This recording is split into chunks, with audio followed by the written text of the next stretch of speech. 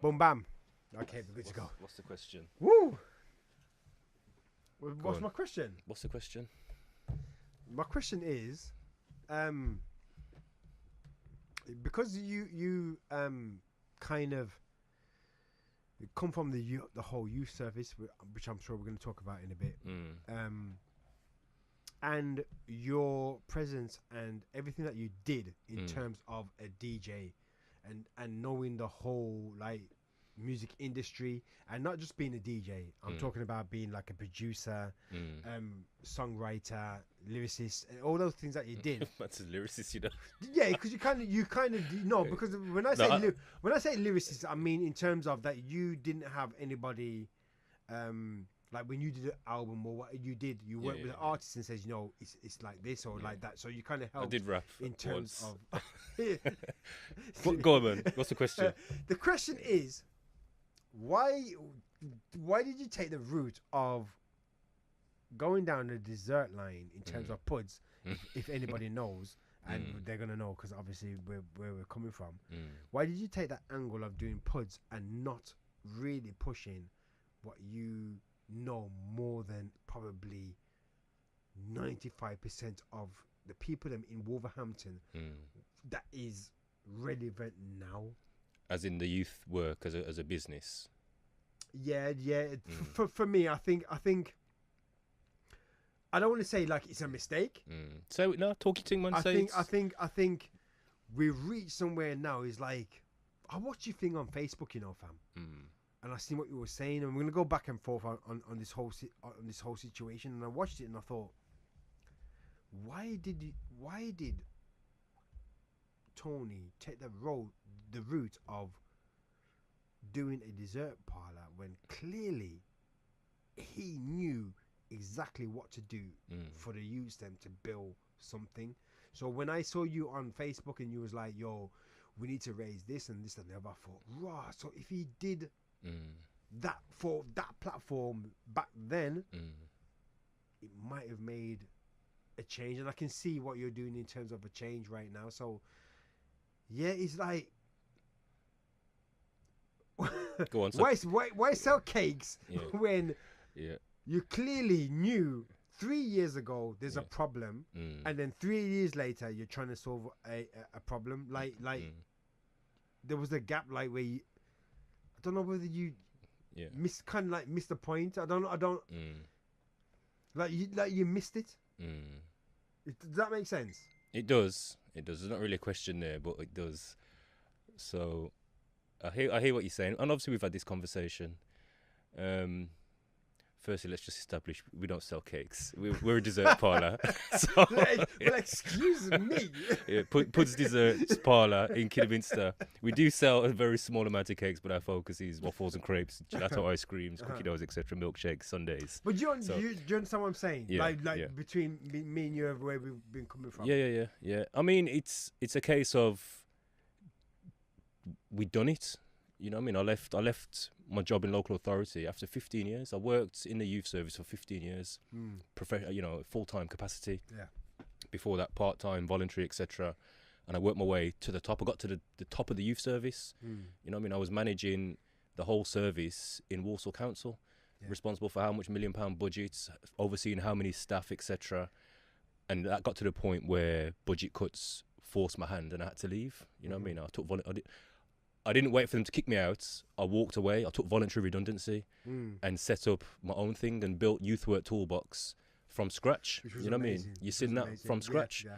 You know what I mean? I put an announcement out to say, right, that's it, I'm leaving, and I'm going to set up my own thing. And I went from having just one contract as a consultant, a freelance consultant, to then growing that to having an agency, to employing at one point. We had about 10 staff on our books. We delivered all the youth provision across South Staffordshire. We're working in schools, you know what I mean? We delivered youth provision in Walsall, so we done it. But it got to the point where the funding aspect of it just wasn't sustainable. So in terms of doing it, yes, we could have done it, and my heart is still there to do it. But I've got 4 children and a wife, you know what I mean? I've got mortgage, I've got all these financial obligations that I'm responsible to cater for. Yeah. And youth work was not sustainable. So Okay. we just thought, you know, it got to the point where it's like, okay, we've got about 8 months left in this contract. We've got one contract left. That one's dead. That one's dead. And as a company, we weren't fund independent in that sense, but the business just wasn't out there. You know what I mean? We turned it to the schools. The schools were pleading poverty. They were saying, well, you know, they've got a funding crisis, which they have. So everyone was cutting back. So in terms of the need was there, and everyone will agree the need for youth work is there. However, no one's willing to pay for it. Yeah. And that's what it was. It got to the point where it's like, yo, we've got one contract left, and we've got about six to 8 months left in this contract. We need to make a decision. It doesn't make sense waiting until that's done, and then we're saying we've got no income as a family. We've got no income, so we made a decision that okay, let's divert. Let's go into a new sector, and then we looked at it. You know, obviously the dessert business was growing. You know, what I mean, we saw numbers of them popping up all around the place. And in our hometown at the time, there wasn't one. We were going to Worcester, we were going to Wolves, we were going to Birmingham to go and get a dessert and spending money in those places. So we just says, you know what? For 12 months, we were driving back and forth saying, you know what? Someone should open one in our hometown. Someone should open one. And it just got to the point where we said, you know what? Let's do it. Okay, so for me then I'd be saying then, okay, then if you was doing that whole thing for the youth Sam, and you was doing all that, and you was kind of like relying on funding, why not say, okay, then forget the funding, we'll do that same thing, for free. But it would become a business, isn't it? Would that not become a business? Well, we were set up like, okay, most youth organisations are set up as either charities or voluntary organisations or companies limited by guarantee, meaning that they can apply for funding. From the offset, I says to myself, if I take the step into this independently, I don't want to be funding dependent. I don't want to be chasing around this little pot of money here, that little pot of money there. So what we agreed to do, what we decided to do, was to go down the products and services route, to say, okay, this is a product. You know what I mean? I've got physical products that we developed, resources for youth workers to use and people working with young people to use. We've got resources. You know, we obviously offered a consultancy service. So we didn't want to be chasing funding. However, like I said, it got to the point where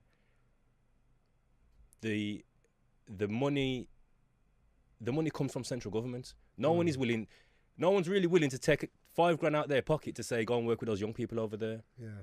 So for it to become a business, someone has to either invest in it or pay for the services. And the money that people were buying our products with was still government money. It was public money. So, for example, we got a contract with a housing association. They drew down money from the government to say, we want to work with these young people for this amount of time. They then bought our services in to deliver that project. We got some work in Walsall doing street-based youth work. The council obviously got central funding to fund that program. They bought our services in. Okay. Do you see what I mean? Yeah. So it's not like we were applying to the lottery.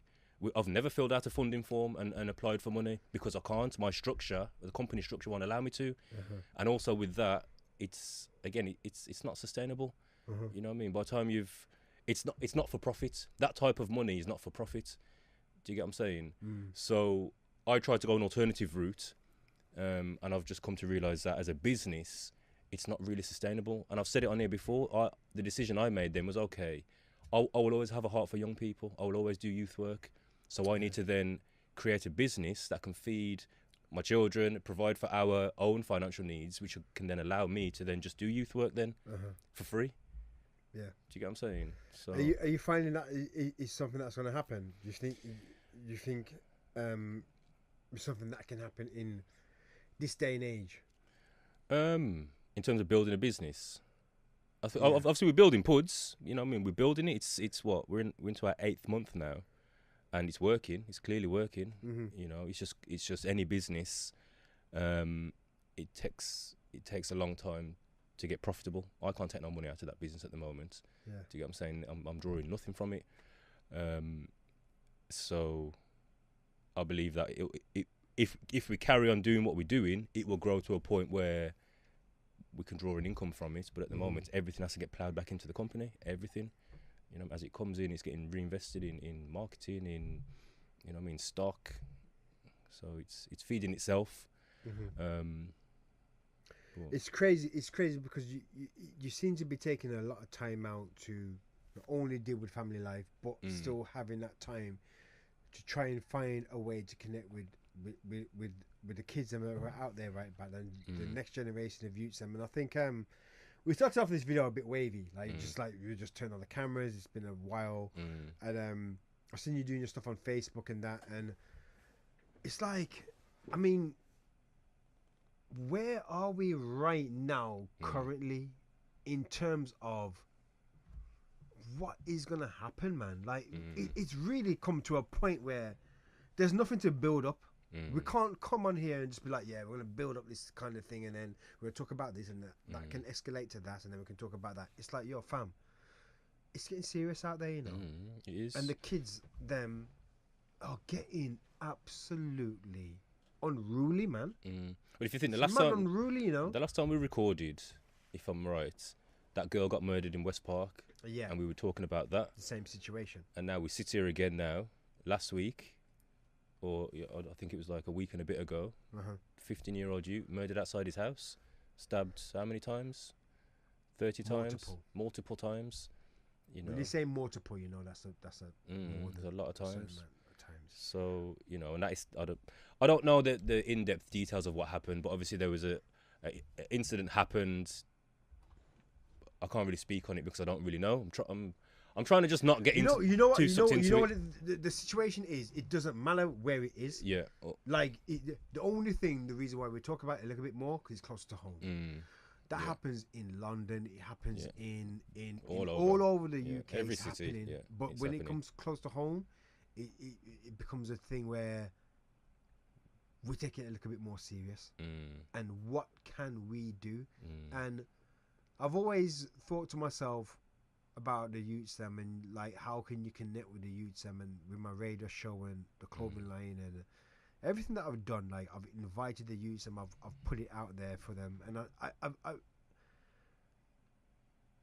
I don't want to sound so negative because I'm trying to be so positive, but I really kind of sometimes think we've just lost a certain generation that just don't want to hear it, man. Yeah, Like it's got to that level. Yeah. Obviously, we had that conversation. You know, I done the live stream. We had a conversation, and it was like, is that really gonna work? You know, obviously, I shared my heart. I was like, I'm willing to do my part. I'm willing to do what I know to do. But is that enough? You know what I mean? That was almost like the challenge you presented to me was, is that enough? Is that going to work? That's kind of an old school mentality. And I was challenged. I was like, Ralph, it kind of is. You know what I mean? Getting some minibuses and rocking up and taking some youths on a residential or doing some activities with them. I think it was cool. I understood it. But the thing about it was, what kind of, thinking about it a little bit more, it was really good. But no youths ain't watching you. It's the parents. Yeah. So the youths who probably want to do that are not actually watching you. Yeah. They're watching something else. So it was like, it's there, but it's gone back to who it's down to. It's down to parenting. Yeah. And that's it. I mean, even like that platform and that message wasn't for young people. That platform and that message was for the community. Okay. Because obviously that was off the back of how many, I was frustrated. I was seeing all these posts coming up. Obviously a situation happened, everyone's talking about it, and I'm like, okay, someone needs to kind of present a solution. And I was seeing people say, oh, we should start something. People were saying, oh, let's start this, let's start that, let's do this, let's do that. And I was saying, there's enough stuff out there already. There are people who are equipped to do things. And then I says to myself, well, I'm one of those people. I can't sit here and say, boy, there's people doing stuff when I'm one of those people. I could do something. So I says, you know what? Usually I'll come on and I'll do a beat video or whatever.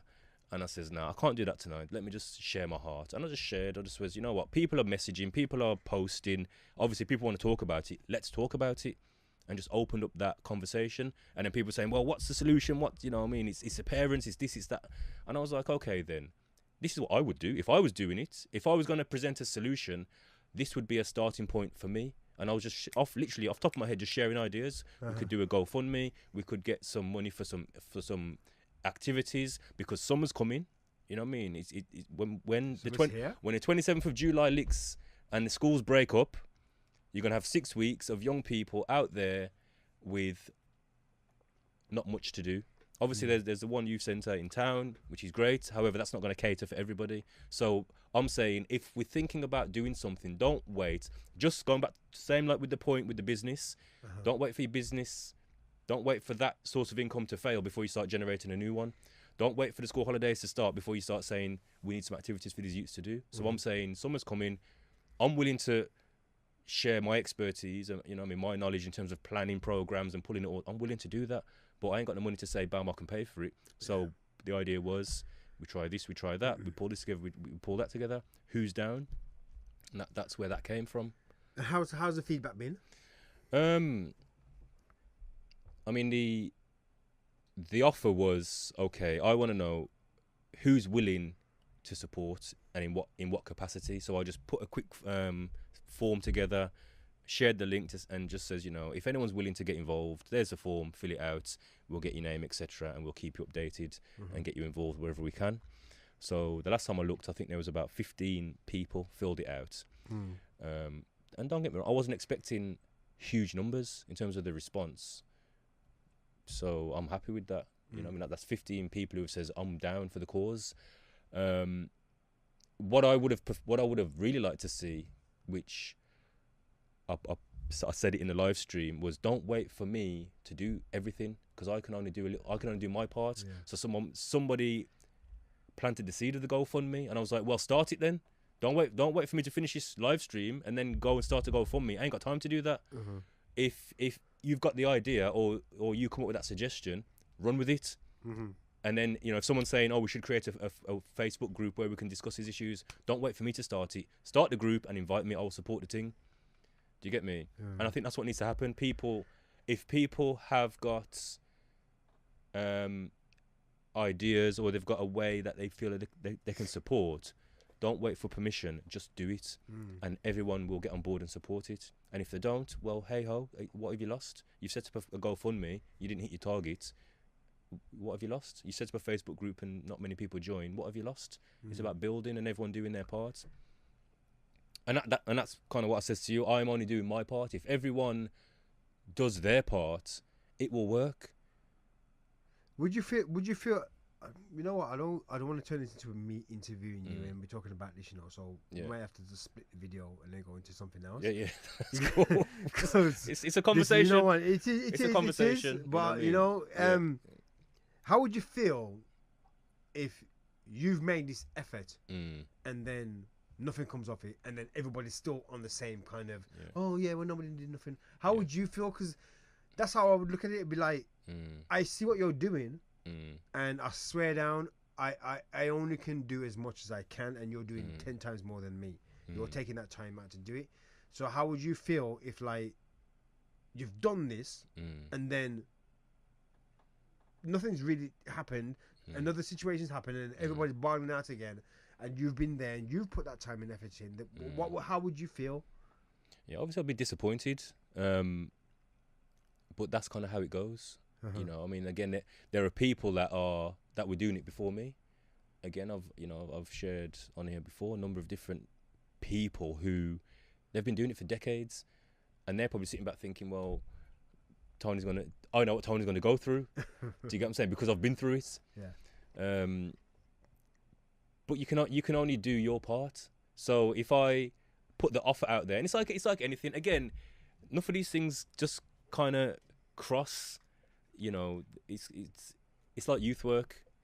You can offer a young person an opportunity. You know, you can go out your way to create an opportunity and offer it to a young person, and they may choose to not take it up. Do you get what I'm saying? But it's not my job to grab that young person by the hand and say, come and do this. As a youth worker, really, it's your job to just offer the opportunity and to encourage their participation. So all I can do is say, bam, okay, here's an opportunity. Who wants to get involved? If no one gets involved, you can say, well, why? I gave you the opportunity. It's like giving someone a job. You could say to someone, bam, there's a job here. It's on Tuesday, Wednesday, Thursday. We pay this much. Do you want it?